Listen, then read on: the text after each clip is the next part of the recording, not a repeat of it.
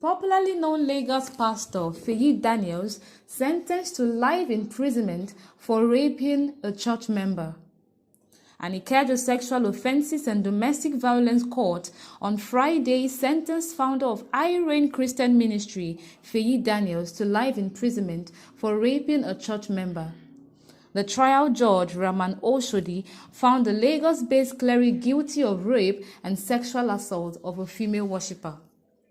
The bishop, who took to the witness box in his own defense, testified that he believed 3 out of the 4 women who accused him of sexually assaulting them conspired to turn against him. While fielding questions under cross-examination, the prosecution's lead counsel, Babajide Boye, sought to establish that the defendant, Bishop Daniels, had a personal relationship with the 4 women.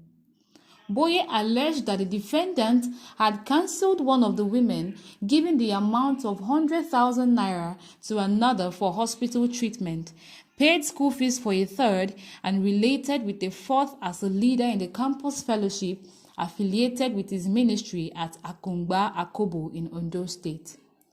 But the bishop denied giving money to one of the women for treatment. He said, "I believe all 3 ladies turned against me, but not name withheld because she later apologized to me." When asked why the accusations from the ladies were all sexual in nature, the defendant said he didn't know. Boye also accused the defendant of using his position as a pastor to manipulate persons who come to him for counseling. "You are a man of God, are you not? A powerful man of God. You get trained to counsel and you use wisdom and the leading of the Spirit to manipulate," he asked. However, Daniels denied this allegation, saying, "I am not a powerful man. I am a pastor. I do not use power to counsel people. I am not a manipulator." The prosecutor further grilled the defendant. "You visited your Akungba Fellowship Center, and when she, one of the alleged victims, saw you, she eased. Were you not surprised as a pastor?" "No, she was disgruntled because I couldn't help her financially." The defendant also denied tampering with the WhatsApp messages between him and one of the alleged victims. During the cross-examination, the prosecutor also sought to tender false statements purportedly written by the defendant whilst in police custody at various intervals last year. There are contradictions between the defendant's testimony and the contents of the documents. We seek to use them to impeach his testimony. We rely on Section 232 of the Evidence Act that evidence, even though obtained improperly, is still admissible, and we urge the court to admit same," Boye said. The defense counsel, Adebayo Adegbite, raised objections to the admissibility of the statements. He argued that the statements were not made by the defendant and that the bishop signed them under duress. The statements are a mixture of confession and denial. We leave it to the court to determine whether they amount to a confession.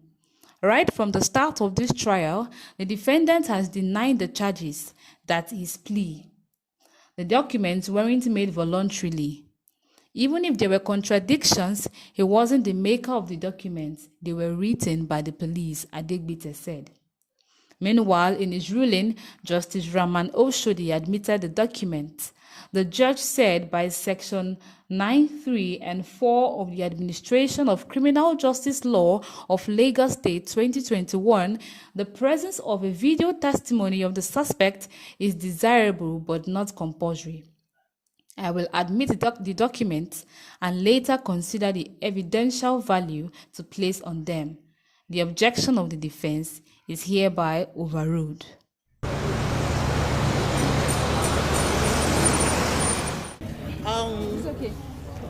Today is a landmark day for all survivors in Nigeria, especially to every Christian girl who has been taken advantage of by the clergy. This is justice for survival. And this is to send a stern warning to every one of you who think that you can manipulate vulnerable women and girls in the name of the Lord. Survivors will get justice. you will find yourself in a place where you will not be able to escape one day. You can continue to fool everybody, but you will not be able to fool all the people all the time. To every survivor of sexual violence in Nigeria, this is justice. We want to say thank you to Feyi, Ekiti State, where this case was first of all reported to in 2020. We want to thank the survivors who came out in 2019 when Feyi Daniels arrested them with the Nigerian police. We want to say thank you to DSVA. We want to say thank you to the Director of Public Prosecution who gave legal representation to the survivors. We want to say thank you to Lagos State government for saying no and zero tolerance to any form of gender-based violence. Today is landmark. This is a victory we didn't see coming. We knew we were going to have victory, but we didn't know it was going to be like this.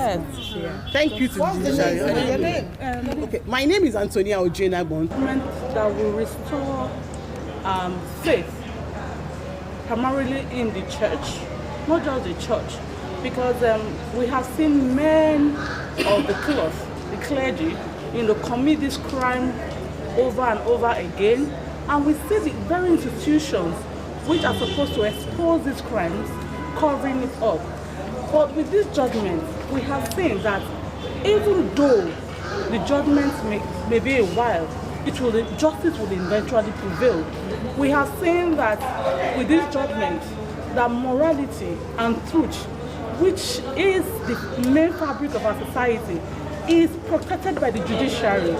We have also seen that the pernicious and perversive attitude of men of the cloth to take advantage of their position of influence over their congregation, this judgment has actually mitigated and exposed these perversive influences. It has also told survivors who have been brutalized, who have been, have one way or the other been victimized and traumatized by men of the cloth, that they have a voice, and that when they talk, we will listen and we believe them, and that with time, if they are firm, if they are fervent, they will get justice. There were 4 count charges. One is the rape against one of the first complainants. Second, rape against another complainant, and there was the 3rd charge, which was sexual assault, and the 4th one was attempted rape. The court found him guilty of the 4th count charge against the first complainant. They found him guilty of rape. That carried a life sentence. But the court, in its wisdom, said that the prosecution did not establish enough evidence in the 2nd count of rape against the 2nd complainant. But the court further went to find him guilty of sexual assault against the 3rd complainant, but did not find him guilty of attempted rape. So what's the impact of all of that? The impact is that he was found guilty of rape against one of the complainants. There were 3 complainants. Was found guilty of rape against one of the complainants and sexual assault against another complainant. Are you satisfied that 2 counts he was acquitted on 2 counts? Well, it is justice, and I would say that the court cannot, not for that Christmas, it cannot dash out judgments, it cannot dash out sentencing. If the court, looking at the value of the evidence before it, has said that the first complainant was a victim, was actually raped by the convict, yes, then the court is right in its wisdom. What do you tell me? Yes, we need to start. We need something. We don't need to.